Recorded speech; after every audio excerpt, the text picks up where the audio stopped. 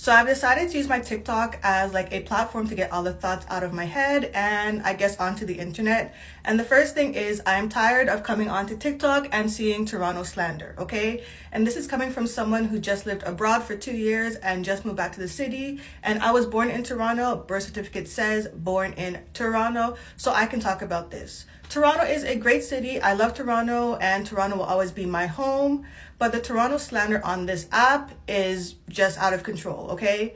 And mostly it comes from people who either were not born in Toronto, moved here from freaking Saskatchewan, or were born in Toronto but have only traveled to Mexico and never left the all-inclusive resort, okay? Unless you've actually lived somewhere else, you do not have the qualifications to come on this app and slander saying that you'd rather live somewhere else than Toronto. Because trust me, as someone who lives somewhere else, I was running onto that Air Canada flight to come back to Toronto as fast as possible.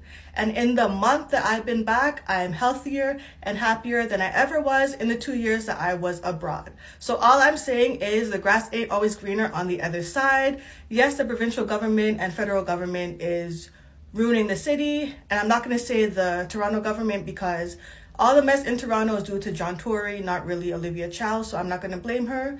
But hopefully after we get Doug Ford out, and I don't know what's going to happen on the federal level, but Toronto is still Toronto, and Toronto still has the culture and the people and the food that make the city great. So the slander on this app needs to stop.